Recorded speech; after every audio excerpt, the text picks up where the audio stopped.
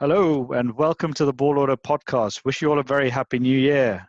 Hi, Arvind. How are you doing? It's been a while, obviously, and sorry to all of you for keeping you waiting for this episode. But how have you been? Not too bad, actually. I'm just happy 2020 is over. I think that's a pretty common sentiment that everyone's going to be sharing. Also in India, so it's nice. I do apologize if there's going to be some lag. Distance makes your heart grow stronger, but not your Wi-Fi, clearly. But what about you? How are you doing, Anand? Good, good. I mean, one of the main issues with this delay, I managed to leave the UK just before our November lockdown. Went to a friend's wedding in Egypt, which was lovely. Managed to catch a short trip to Dubai as well while I was out there. So, yeah, I mean, that bit was good.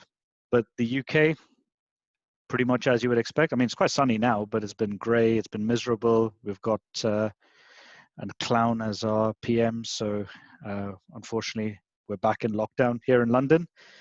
But otherwise, not too bad, really. Work's been busy, I guess, as well for the two of us, which has made it very difficult to get this one out. But it's great to be back. So for the viewers today, I mean, the main thing we want to talk about, given it's been a while, a lot has happened in this period. So we thought it'd be a good time to take stock of the season and do a bit of a review of how we think our teams have done. I'm less optimistic than I was at the start of the season, but Arvind, you must be really happy with how things have gone. It's interesting you mentioned that because the last episode was, I think, just before the Arsenal game, if I'm Yeah. not wrong. And our season didn't look that great back then. It actually got much worse when we had that the getting knocked out of the CL was pretty bad. I'd say overall, if I had to give it a grade, it's probably like a B minus. It's just because it's hard to make out whether this team is actually really good or not. It's kind of hard to say because we're having these incredible highs and these incredible lows. When you look at just our league form, like 1 point behind Liverpool, or well, joint top right now. If joint top is a thing, I guess we're Yeah. second if the season ended. Yeah, the same way You would West take Ham are that. joint sixth. Yeah. Um, Exactly. So yeah. you would take that for sure. But getting knocked out of the CL the way we did, it was just amateur hour, right? Like that game's going to give me nightmares. It's like it reminds me of the 3-2 loss that we had to well, actually won the game 3-2 against Bayern Munich in 2010. And we still managed to get knocked out. And it just something about German teams in the Mm, Champions League. We also managed to get knocked out actually, against Wolfsburg in 2014 in the last game of the Champions League group stage. So we have some previous there, but that was just a shocking performance. But in terms of the league, I think we're well positioned. I still am doubtful if we're real title challengers. yeah. I think that the game on the 17th against Liverpool is probably going to be instructive, but overall, lots to look forward to. There are kind of three things that stand out to me before kind of I hand it back, right? I think number one, we've done this without our forwards really firing, right? I think we've been missing chances left, right, and That's true. center. Rashford, we all know he loves to give, but he's been giving away too many chances, right? Like it's just not Mm, good enough. He needs to be taking more of those, be a bit more selfish in front of goal. That's probably the big one. I think the second one that I would say is like we've not really had much of a right side when it comes to attacking or defending. Right, yeah. Wan Bissaka's had a pretty shocking start to the season. Even defensively, he's been quite poor, and we're just so left Leipzig loaded game and in not at particular that you exactly. He mentioned. was he was shocking. They just targeted him with those cross field balls and Mm, caught out of position kind of repeatedly. So that's probably like the second thing. And I think the third thing is we've still not really seen much of either Van de Beek or Pogba. Like Pogba had a pretty good game last weekend against Aston Villa, but he's not really played much. We've not really seen much of him. And Van de Beek, he's a class player. Let's not forget that. And he's not really been used much. So those are probably the three big things. And I think that based on how our forwards really perform, and if Cavani can he's had a pretty strong start, much better than I expected, to be honest. Yet he seems hungry, motivated. If some of his finishing and positioning can rub off on Martial and Rashford, I think we could look pretty good because Bruno's really carried this team. Bruno, yeah. a bit of VAR help, but it's really been Bruno. Like he's been quite outstanding, Yeah. just single-handedly. So I think a lot of it comes down to that. And Solskjaer showed some tactical moves that you wouldn't expect. Like he's played this like in a Mm, 4-2-3-1 hybrid, right, where he's managed to fit like an additional midfielder as one of the side attacking midfielders. That actually works quite well. It kind of plays to our strengths. It still allows us to counterattack at speed, but also allows us to build stretching the play. So I think some pretty positive signs, but the next few weeks are kind of critical to see if we're pretend challengers so we can actually keep up this momentum. But overall, I think if you're given this to me at the start of the season, I would have taken it. The only thing is there is a bit of regret with that Champions League exit, right? Like this is a team that I actually think is better suited to do well in the Champions League. Yeah.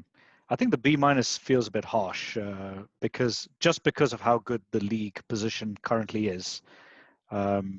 Yes, the Champions League exit was disappointing in the end, but again, as you said, when you looked at that group at the start, you, I guess, would have been hopeful of getting through as the second, at least as the second team, but it's not an absolute disaster. From the start of the season. So I guess from the start of the season, but from the start of after winning your first after 3 games, after the first 3, the round of games, I agree. Well, the first 2 games, right? I think really the game that did us in was the Istanbul game, right? Like that was shocking, and I think just the lack of mentality and game management was what actually scared me much more, right? Like it just told me this team isn't ready to be champions yet. But I think that's where kind of the Aston Villa game shows a bit of the opposite. I think the way they mobbed Bailly after the full-time whistle was kind of telling. And Bailly is critical to this team. I was going to say, actually, I was going to say, the thing is, when you guys were having the good run, I always felt that there was a hint of fragility there. Just felt like there were several games where riding your luck a little bit, maybe some VAR help. I mean, we don't need to talk about VAR as being the main thing, but even if we say that it was to do with a bit of individual brilliance up front, you always felt that slight bit of vulnerability, and you always felt that teams were still in the game. But I think Bailly coming in last few games, you look a completely different team. And I think the same thing will be the case if Tuanzebe gets himself fit as well, because just having that pace in that back line makes such a difference when you have Maguire and Lindelof versus having Maguire or Lindelof and one of those. It makes a big difference for sure. Completely agree. And Bailly, I've got a bit of flack for saying this, but I'll say it again. He's probably the best pure defender in the league. The guy is a monster when he's fit, and that's a big if. He's always got a mistake in him, right? He kind of is an old school defender in the sense that he loves to commit, though he does pull off more tackles than he loses. He's also very underrated on the ball. Like even in the last few games, you've seen him bring the ball out from defense and actually pick a pass to the lines. And he does that without the clunkiness that you often see with Maguire, where he takes a pretty long time to set himself before he can play the pass. Maguire's got like decent passing ability, but like if you're going to take so much of time, you kind of lose that edge because the opposition has a time to adjust their press. And I think that's why Bailly is quite critical. Obviously, his pace is super important.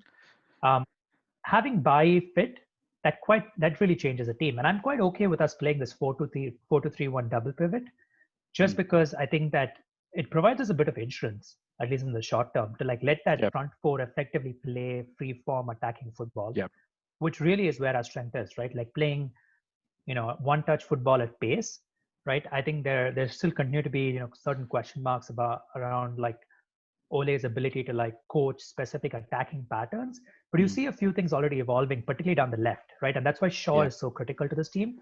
Like having a fit Luke Shaw is probably one of the most important things because he effectively plays as a playmaker from left back. He's the one that always finds that first pass through the lines to somebody like Bruno. So overall, no, it's fair. I think that, just a disappointment. That was a crushing loss. That's one of the worst days I've had as a United fan in a really, really long time, just because I felt like we really threw that away. But I'm pretty hopeful for the season. I think this is probably the point where it's much harder to be Ole out than Ole in. After a very, very long time. Like that's kind of how I would frame it. And I think kudos to him because he's really overcome a fair amount of opposition to get us here.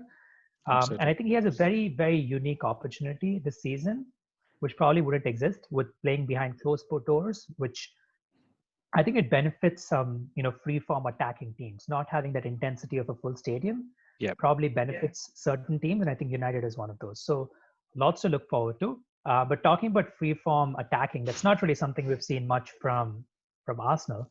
So maybe we can turn our perspective over. It was, he was starting to be called the Tapas Pulis at one stage. So it it's been a real mixed bag. I mean, overall, as a grade, you've got to say it's a C. I mean, it's a pass, just about, but it's been very on and off. I mean, especially after the start of the season, where you would have taken 3 wins in 4 games at that stage. Win at Old Trafford, which, I mean, whatever people say, I mean, we didn't play great, but we got the job done, which is not something you would have heard from previous Arsenal sides. I think the Thomas Partey injury was a big, big turning point in that stage because, I mean, yes, there was one loss against Leicester when he was playing, but it completely changed the way the team was playing in the middle. I mean, Willian was obviously terrible, but the main problem there was that you had to start playing people like Xhaka, El Neni, and people like that in, I mean, on their own and try and manufacture a 4-3-3. And that caused a real problem. We had zero creativity down the middle because none of those are natural eights. I mean, with Partey, he's got the power and pace to drive out from deep. The others weren't really doing that, which meant that we kept going around the sides and around the sides of defense and just only crossing the ball essentially and relying on that.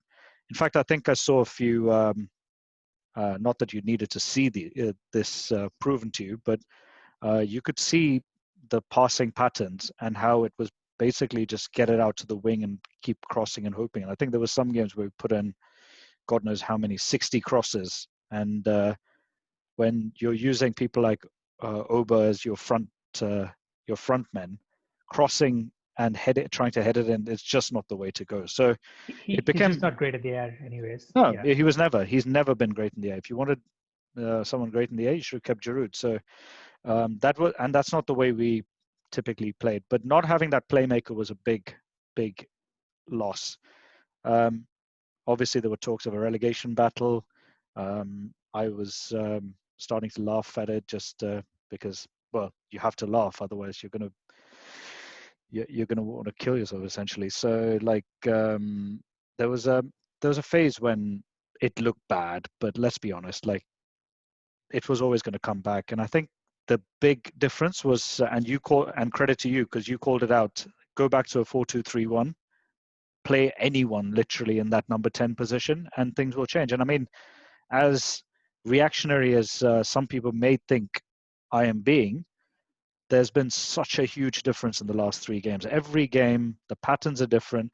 Just having a number 10. I mean, Emil Smith-Rowe has been brilliant. I mean, I've talked to you about him many times before, but even if we didn't want to give him all of the credit for being great, I think literally having a number 10 who's willing to receive the ball, just pass it forward or pass it out to the wings, run through the middle, get into the box, it just makes a huge difference, and we just look a lot better. And against Chelsea, some people are saying to me, and I mean, sometimes I wonder if it's they're just watching stats and not watching the game. But some people were saying that well, they ended up with more possession, more shots, etc. You were just lucky to get 3. More expected goals as well. I mean, yeah, more expected goals. I mean, you watch that game.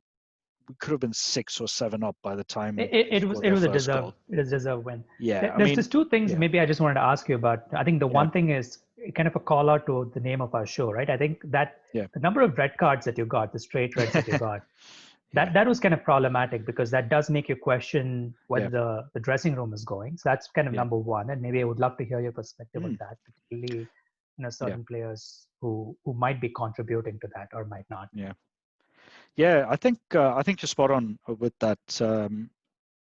I had similar worries. The only thing is that when I looked back at the red cards in isolation, Pepe's was a stupid one. Xhaka's was a stupid one. Those are the ones which really made me question if there were problems there. The Gabriel one, I mean, that stuff happens. Like 2 yellows for that kind of stuff. It wasn't like violent behavior or anything like that. There were 2 softish yellows. It just happens. It sounds like there has been some aggro in the changing room for sure. It sounds like Willian and Luiz were being talked about as having had some problems with Arteta in particular. And I think it's a bit telling that there was a mystery illness that both of them had for the 2 games last week. I think that tells you that they are causing some issues. I think that's a really good point, actually, that that this key shift in momentum has come after 6 changes. I mean, freshening it up, getting in some players who are probably not or have not been as affected by any sort of dressing room issues could well be the driver for these changes. And I think call out as well to, at this stage, we need a call out for Pablo Mari as well. He's just come in and slotted in, almost not missed Gabriel. And even though the guy's been our player of the season, there's some people who are thinking, should Pablo Mari really be dropped? But I mean, again, it just shows that freshness, bringing new players in, just what it can do. And I think, as you said, the 4-2-3-1 was a key difference. Brings the best, I think, out of some of midfielders as well. It lets Ceballos stay deep, where you've mentioned a lot. Even though he was classed as an AM, he's actually best in his role as a deep line playmaker. He's a 6. He's like basically late stage and a Herrera is exactly like. Yeah, I've said this exactly. quite a few times, but that's kind of what he reminds me of. Yeah, and going 4-2-3-1, as you were saying for United, it actually allows that little bit of stability to let the front four go and express themselves, and that's really shown, I think. And it also brings the best out of Xhaka. He's obviously not the answer long term, but he's showing in a double pivot just how he can be useful. I mean, some of the balls he put out, especially the one that he played out to Tierney for the first goal again. I mean, the penalty against Chelsea.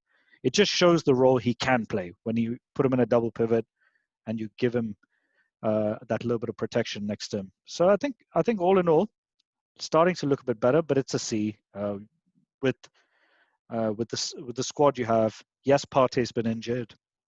Yes, Oba's not been firing and all this, but you would still expect more from this side. I mean, I think the only positive is that it's not all lost. We're still, whatever it is, 9 points off top 4, or is it 6 points off top 5, something like that. So all's not lost. A good run can do something. I think the most important thing is the window here.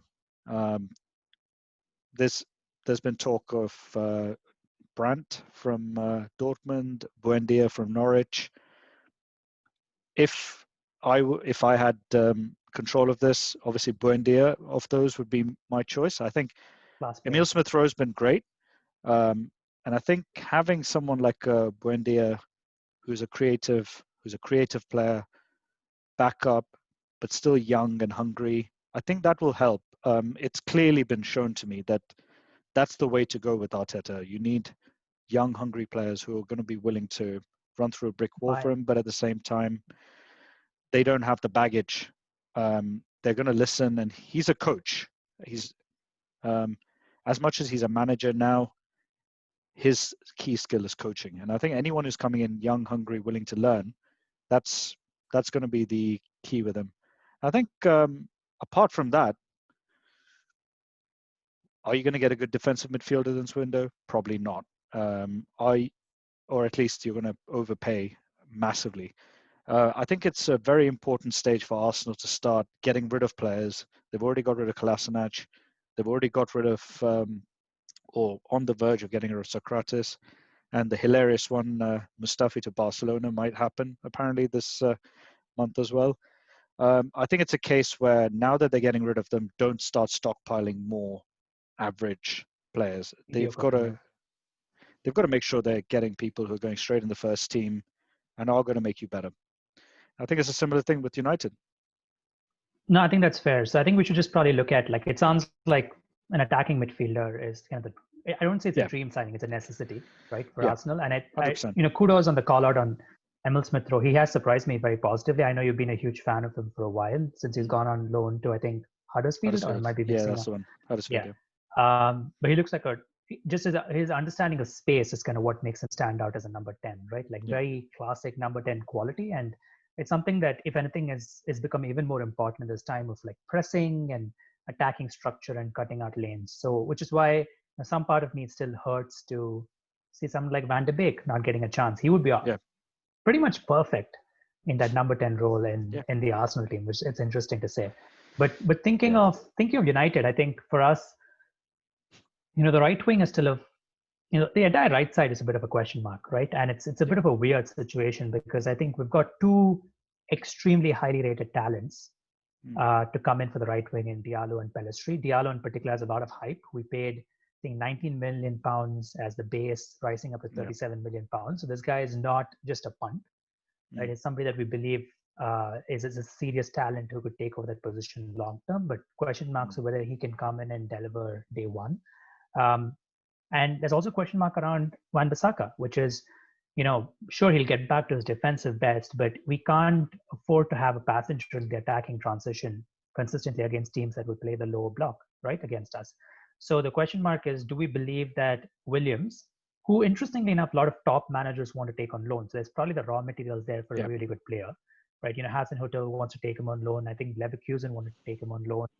Tells me that there's something there. So he's still very rough around the edges. And Dalot, who again is great raw materials, but not there yet.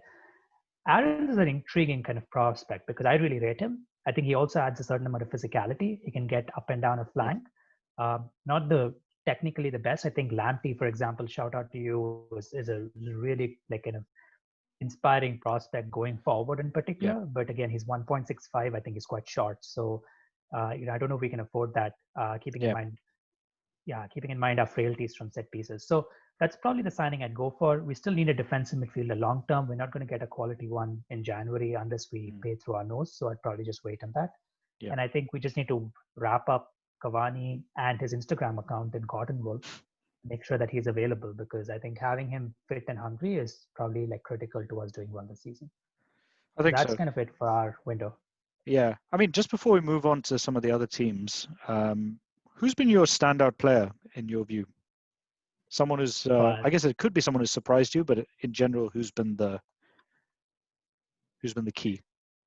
Yeah, it's I'd love to come up with. I think Cavani has surprised me very positively, no doubt about that. I just think that his movement has been just shockingly good. He makes like 5 to 6 runs every single game that nobody ever picks up.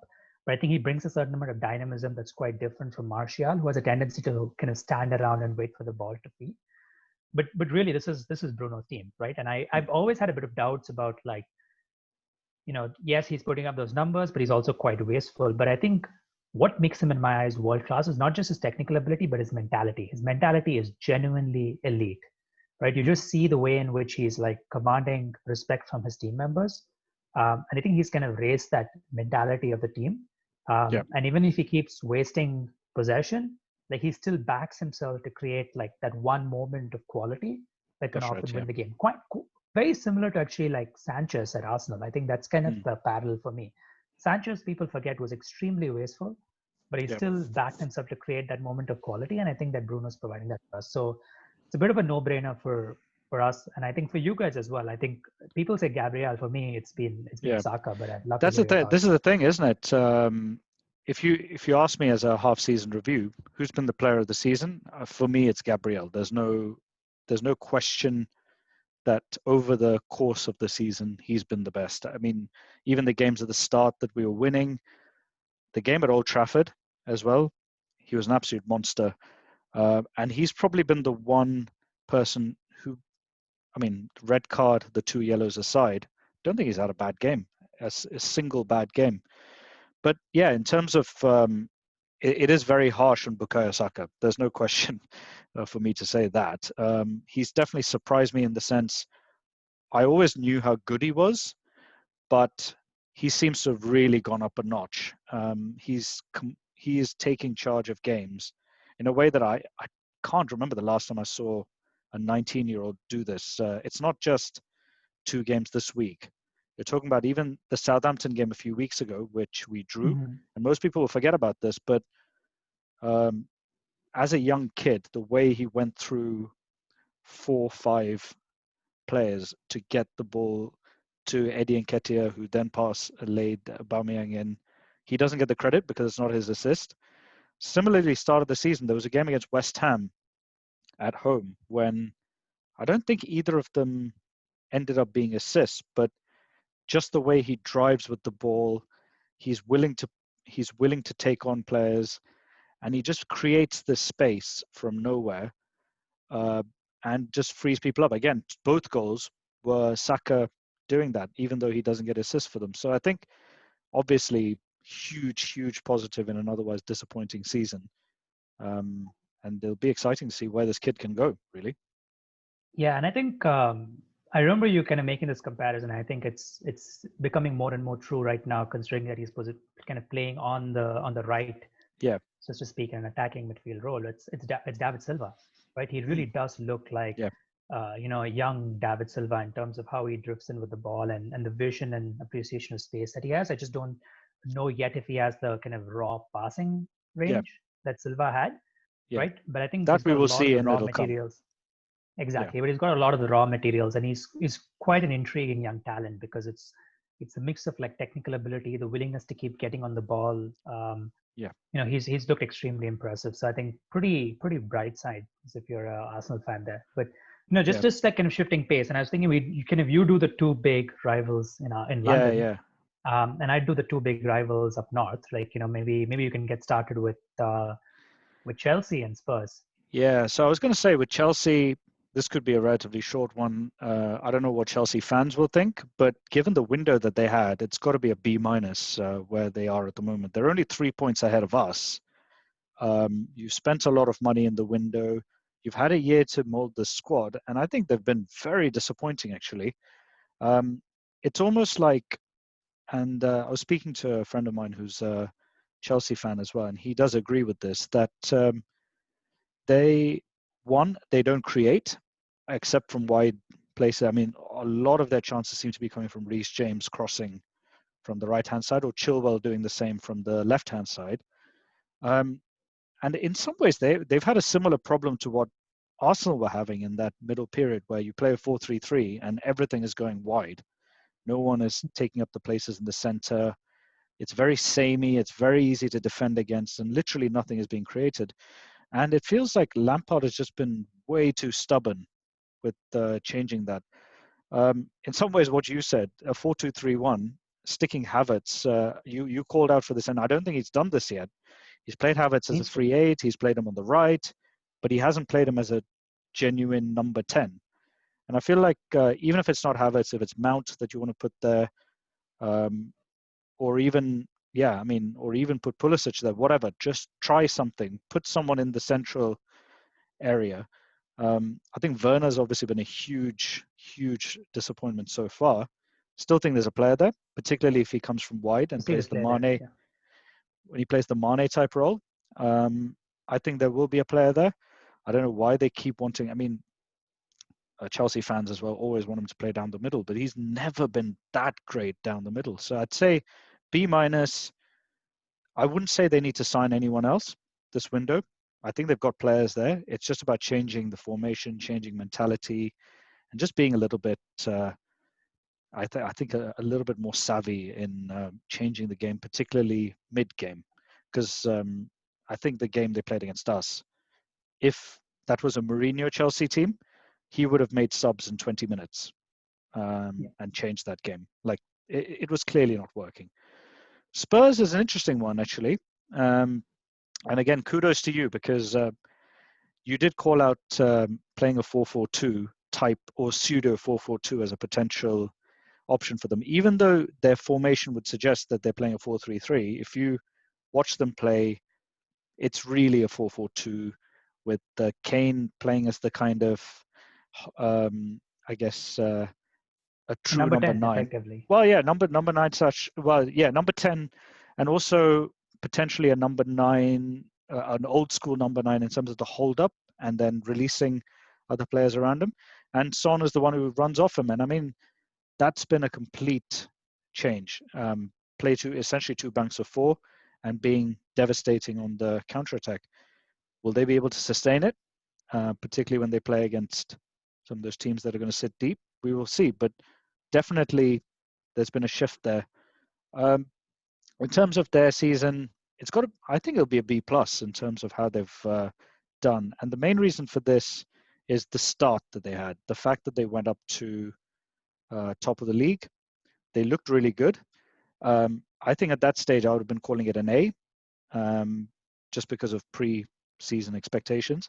But I think they've dropped a little bit in recent weeks. I think until they beat Leeds yesterday, I think they'd gone 4 games without a win or something like that. So that's the only reason I pulled them down to a B plus. But I think Jose's doing something. Does he still have it?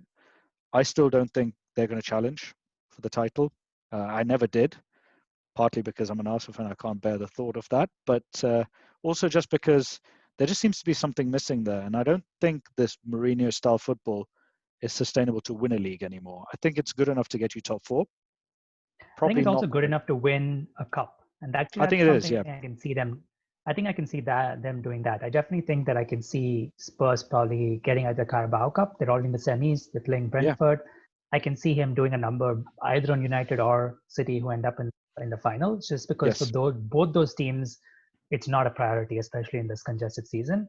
And it's Yeah. exactly the kind of thing that Mourinho is going to sell for like 10 years, right? Like, oh, I was the one that walked in and broke the trophy drought that Spurs had, changed their mentality single-handedly, marched through self-promotion.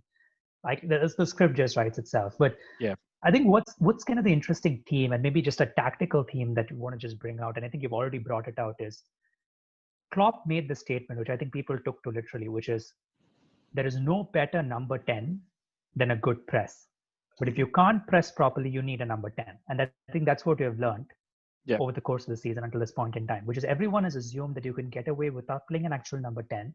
But the way in which you have to press to be a Klopp or a Hasenhüttl team is very, very unique. The demands are extremely intense. You effectively have to be automatons on the pitch, right? Like just be able to make the exact correct run every single time, have to cut off the passing lanes at all points in time. If you're not able to do that, you still need a traditional number 10 who can unlock the lock for you. And I think that the depth of the number 10 was probably a bit exaggerated. Yeah. Right. I think they it was come in a few exaggerated. different flavors. And I think the other thing is that you're spot on with that. And I think when you press as a team and your midfield really pushes right up, yes, you can get away without that number 10, maybe get away with having an 8 there. But no, I mean, 1, it's super high intensity, and 2, the level of quality that your midfielder needs to be, he's basically got to be a number 10, or at least you've got to have one of those players. So yeah, no, I do agree. I think Chelsea tried to do away with it in that way. They tried to play a 4-3-3 and not play a 10 and just press, but the level of press has not been anywhere near what it was at the start of the season, and it's impossible to maintain that kind of energy level all the way through. So, yeah. I don't think they need anyone either. Yeah. Yeah, just doing Liverpool and City. I think I'll start with City, right? City, I'm actually going to say they're probably an A minus, right? They're only, I think, 1 point of Liverpool if they win their games in hand, right? Which they would take. I think they're on 26 points, having played 2 games lesser. Keeping in mind the kind of defensive struggles that they had, it seems like they've also started to get a bit better at that. The question mark is, like, this is not a great Guardiola side. Let's be very clear about that. This is probably Guardiola's first big test as a manager, which is the ability to not just build a great side, but break it down and build another side again. And that's, I think, what makes somebody like Ferguson quite unique, because he was able to effectively do 3 cycles of great teams. And this is going to be quite kind of make or break for Guardiola's legacy. The other thing is, I don't think Guardiola really cares about the Premier League this season. Like, his focus is on winning the Champions League. And I think it's been very clear in terms of the way in which he's phrased and taken responsibility for the last loss that they had. So I think a lot of their season is going to be decided by, whether they do well in the Champions League or not. The one thing that's a bit confusing about Guardiola is the kind of pragmatism that's kind of steeped into his game. Yeah. Like the game against us at Old Trafford, was a bit shocking, actually. Like, I think that I've never seen a City side under Guardiola come and try to play football like that. Like, they were more than happy to take the point and go away with it. And I'm not sure where that comes from. I don't know if that's a larger shift in his mentality, or is that something he's doing so that he gets back the defensive solidity? Like, Fernandinho, he's probably the most critical player to their entire system, right? Like, being able to play 2 free 8s is critical in having a proper deep lying player. So if that's not going to be possible, they're in trouble. So I think that's with City. With Liverpool, it's they should be pretty happy with where they are. obviously the injuries has not helped, right? Like BVD, huge loss. They've had a bunch of injuries, but they've made their way through that period pretty well. Yeah, I still think they're like favorites, right? Quite comfortably. Their system works. They'll take it right now, and I think that they have the best manager in the league. So if I was a I Liverpool agree. fan, I'd be sleeping quite well at night. Yeah, I mean, Um, with all the players, they have to come back as well. And I think we discussed this. Where the only thing that could potentially improve them is a half decent centre back who comes in, not because they need it necessarily, but because that'll allow Fabinho to get back in the midfield. And I think that is a big. I think people really underplay how much of a loss he is from that midfield. Not a loss per se, but like what what you gain from him being. I mean, he's a fantastic player anyway, so he can play in defense. But what you gain from that, you definitely lose in the midfield, and it definitely has affected their press. You can tell it's affected their press, and I do think if they can do that, that'll probably be the only thing that could improve them at this stage for me. they definitely need a centre back. That I think there's Yeah. no doubt about that. It's a good call out. I think that knowing how Liverpool scout and the way in which they buy, using data analytics and a very clear profile, they'll probably get a very good player as well. Yeah. And I think that's probably the biggest change, right? Like having somebody like Edwards there, that real synergy between data analytics, the footballing side and the technical side, they do it better pretty much than any other club. City do it pretty well as well, though I think the quirks of Guardiola mean that he burns through players, right? He just burns through, especially fullbacks like Mendy, for example, just getting thrown in the dustbin. He's never going to play for City again, or probably not going to be a core member. So overall, I agree with that point you make as well. I think this is a bit of a controversial call out, but Fabinho for me is the only well, now they have Thiago, who's also world class, but before that, he was the only world class midfielder that they had. Like, yes, Henderson was good, as Wijnaldum, they were both good players, but they just weren't what I would term world class players. But Fabinho is a big loss. He just brings a totally different level of control, stability, nous, tactical intelligence to that midfield. But overall, as a Liverpool fan, with the players to come back and the fact that they probably will open the purse strings to strengthen in January, I think they're fine. And Thiago's just starting to play again. So, I mean, it's going to be a different story now. Exactly. Yeah. All right. So let's maybe there's a few things we can cover. I think probably like a quick relegation checklist. I know I made a pretty crazy call a few weeks ago to you, which is I thought Sheffield United could still stay up. I don't think that's the case anymore. I don't think they've got a point since then. Yeah, exactly. It's worrisome. I feel bad because I think it's a good team. It's a very well coached. I think they've had some long-term injuries that have completely destroyed them. I think the latest one was, Sander Berg. Sander Berge, who I think both of us are massive fans of, by the way. And if they did get relegated, I'd be sad for them, but not too sad because I would try and go in and get him. 100%. I think he'd be good in that Arsenal midfield. He'll be a great Xhaka replacement in my eyes, actually. I agree, 100%. I mean, with him and Partey in that midfield, I mean, I could see that working very well, actually. Yeah. So that's one of them. I'd say West Brom. I'm actually, again, a bit of an Allardyce fan. I think that he doesn't get the credit he sometimes deserves. I feel like, he really organizes his teams pretty well. Like, no doubt about it. Yes, he sometimes plays like shit on the stick football, but and very physical. But I think they'll get relegated as well. That's a championship team. Quality. That's a championship. You look at that. That's a championship team. I mean, we played them last night. I mean, even peak Allardyce cannot organize that team. They're just not good enough for the Premier League. And I think I want to see them go down, partly because I've never liked West Brom, but also because I just think they really underplayed what a brilliant job Bilic was doing with that squad. I mean, it's a championship side. He got them playing beautiful football, really good football, and he got sacked after a 1-1 draw against Man City. I mean, to me, they deserve to go down for the way they treated him alone. Anyway, modern football, it's modern football, lack of gratitude. That along with agents mouthing themselves off and players' Instagram posts, it's just the way the game's changed. But now, talking about championship squads, Fulham, that's to me that just screams championship squad. I think Scott Parker's a decent manager. I don't think he's poor by any shout. But between that team and Brighton, both of which I would say are, championship squads. So Brighton's got one or two decent players thrown in there for good measure. I think Potter's got a bit more about him and a few better players, and probably that's going to make the difference come the end of the year. I think Burnley will stay up, like the Ginger Mourinho. He's got enough about him to sneak a result here and there. But thoughts about that? I think I would agree with that. I think Fulham are the ones, if I had to pick one, I think Fulham would be the ones that I would pick that would go down. Brighton are a weird team, right? I mean, I don't like using stats. I prefer to use my eyes and watch the game. But I think Brighton are one of those where both of those come together quite well in the sense they play beautiful football. They outplay teams a lot. They outplay a lot of teams. They battered us match day too.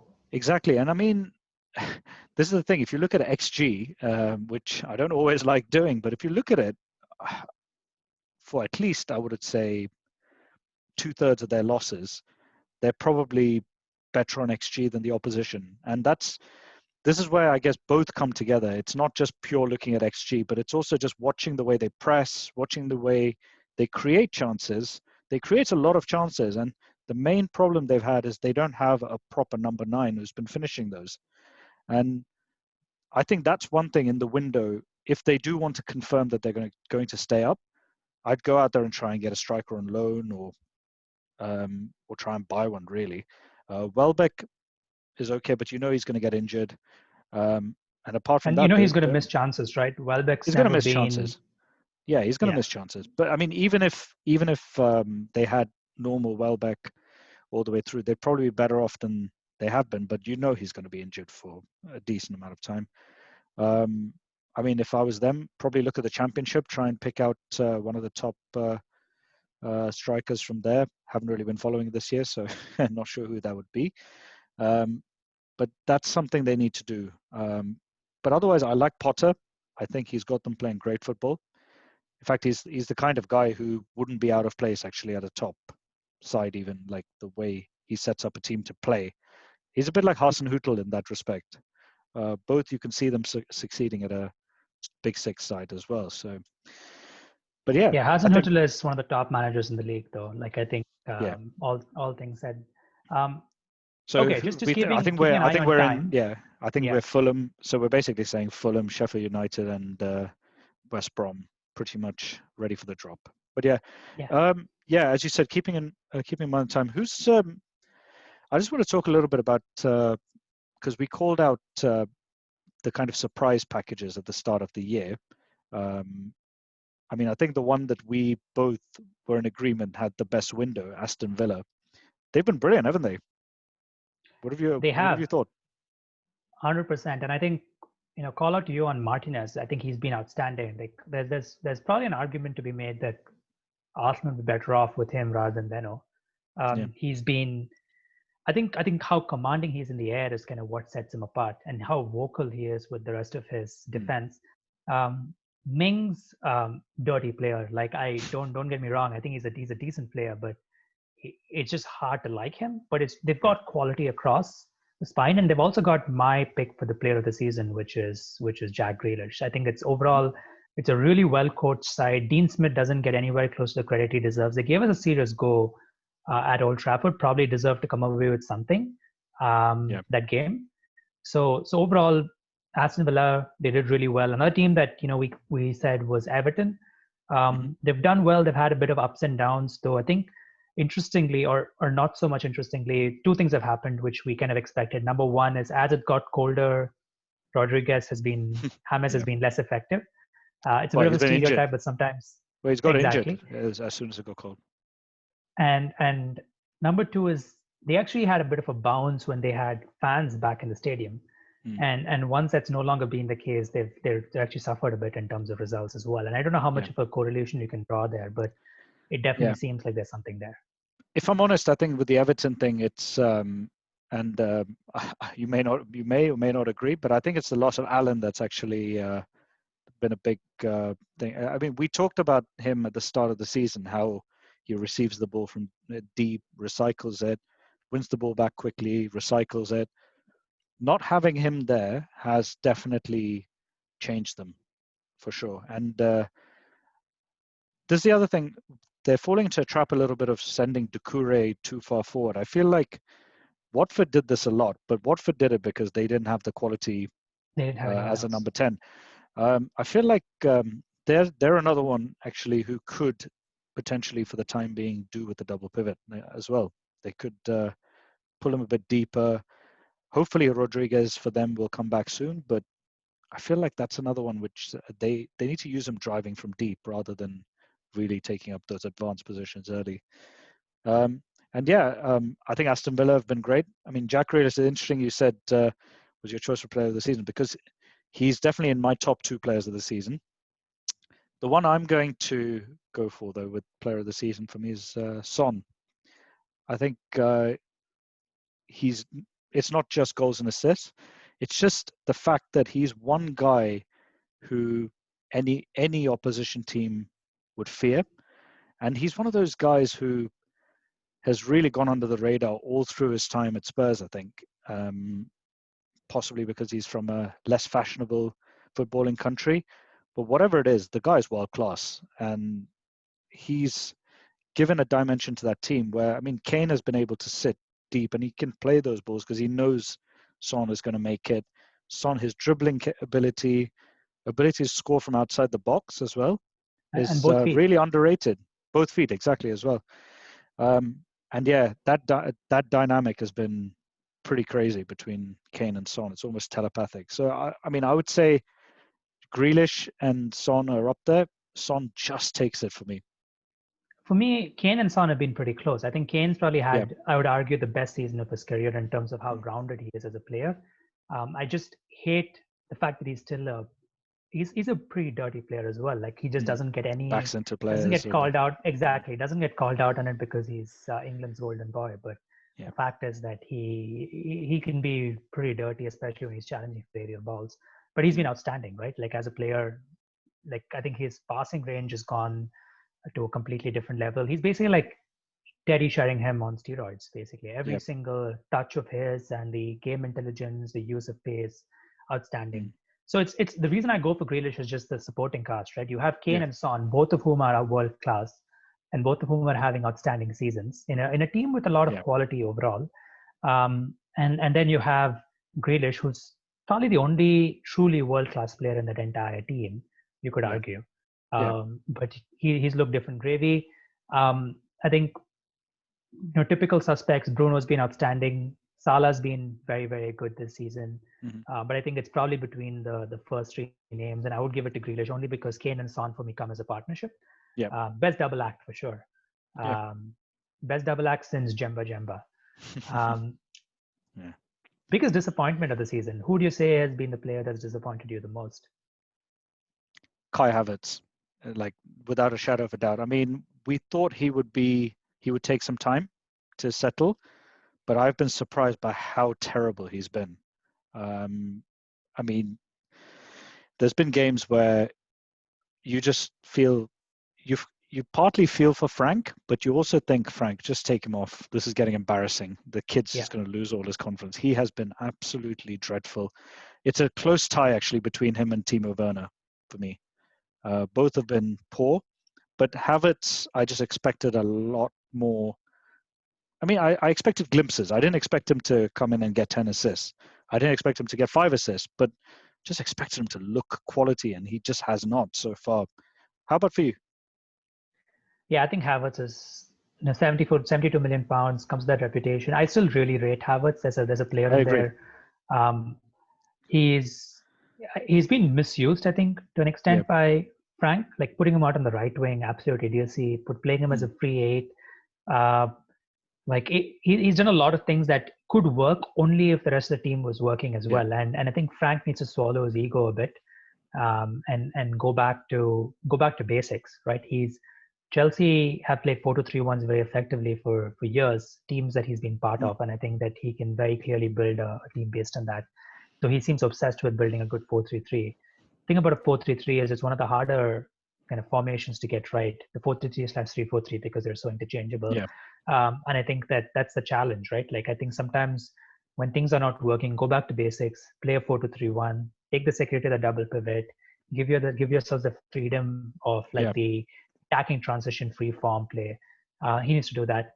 Yeah. Another player, I will say this because I really don't rate him, as you know, Willian. He's been dire. That's a good point. I know he's been a free transfer. I was trying to forget that we'd signed him actually. That's what. Yeah. He's a free transfer. I know. After the Fulham game, I told you when everyone was raving about his 3 assists that he wasn't really that good that game, and I don't know. Maybe I have a bit of a blind spot with Will. Just never have seen it with him, and he's taken atrocious corners as well. That's I think what shocked me. Like so he's supposed bad. to be a set piece specialist. If you can't even do that, you get out of here basically.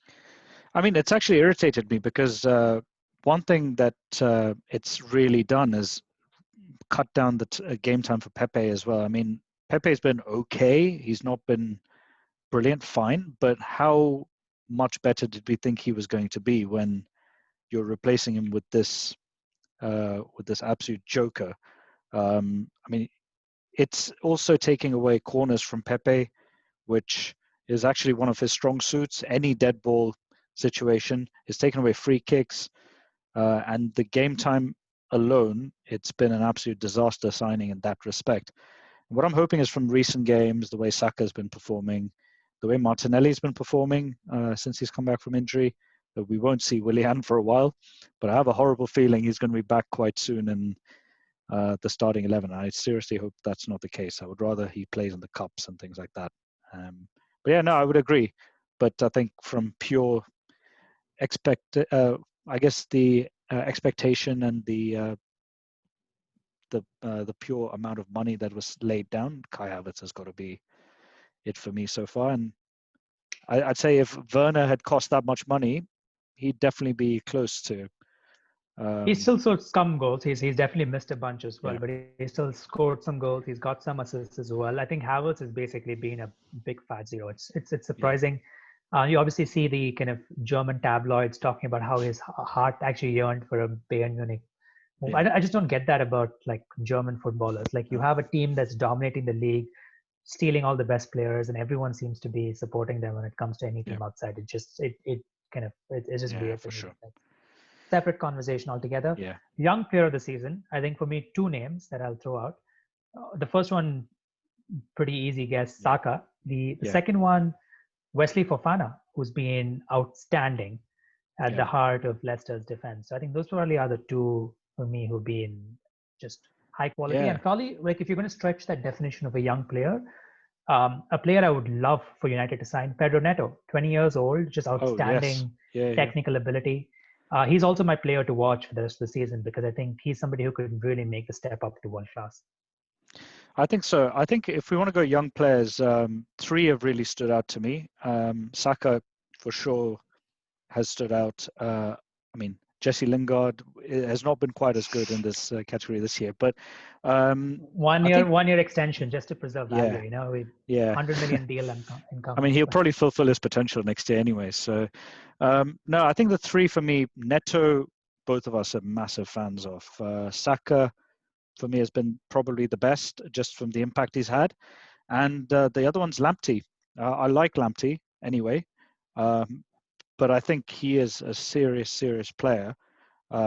It's a bit unfortunate that he's been injured the last few weeks, but the way he started the season, he was absolutely terrific. They were very unlucky to lose against Chelsea, which was his old club, right at the start of the season. Since then, and United. I mean, it's a huge loss, and I think it shows in the more recent games that he's missing. In terms of players to watch, I think it's hard to look past Neto. Neto is a brilliant talent. I think I'd also like to say, I mean, we know what he can do, but I think Martinelli's still got a big role to play for Arsenal. I think in particular, I can see him playing a lot of games coming up as potentially as the number 9. And I'd like to see how he does in those cases. Especially with Oba blowing hot and cold on the left, he can take that place. And if he can provide a proper backup for Lacazette, and I think this could be season changing for Arsenal. So he's one I really want to look out for. Got it. Any early predictions for where you'd finish? I think I said this to you a couple of weeks ago, based on injuries and transfer window, I could see Arsenal finishing anywhere between 3rd and 16th. I think the way things are going, I'd like to reserve judgment until the window is done. With a cam, I'd say outsiders for top 4. Without getting a cam in, I think top 6 should be achievable if and when Partey and Gabriel are reintegrated into the side. I mean, I still think, and also bear in mind that Oba's not been firing at all. It's a matter of time. He's not finished by any stretch of the imagination. He was good yesterday as well. It's just the goals haven't come. And once they start coming, I think we will put a run together, and I think we'll finish in the top 6. But yeah, I think that's where we'll be. I assume United, you're thinking solid top 4 finish. Yeah, I think solid top 4 finish, and I think whether we challenge or not is completely down to injuries to Bailly and Shaw. I think people really underestimate how important Shaw is. He effectively plays, as I keep saying, as a primary playmaker in a double pivot, right? Neither Fred nor McTominay has a passing range to pass between the lines. Both Bailly has it, but Shaw is a completely different level of technical ability. People don't recognize that. They just see the one time he's caught out of position. But there's a reason he's often caught out of position, because he's often making those movements in field so that he can get on the ball and progress play. So keeping Shaw fit is critical. If we can keep Shaw fit, Bailly fit, Bruno just keeps being Bruno and does Bruno things, then there's a world in which we challenge. But I think we're solidly top 4 for the rest of the season, is my guess. Yeah. Okay. I mean, lot to cover. We had a lot to cover. It's been a while, slightly longer show than we were initially planning, but I hope all of you watching really enjoyed that. And yeah, no, it's good to chat again. Definitely was. Feel free to leave your comments below. Would love to hear your top 4 for the end of the season, players who've caught your eye, players to keep the eye out for. And looking forward to a great rest of the season of football. Stay safe, stay sane, and keep those goals coming in. Yeah, and once again, Happy New Year to all of you.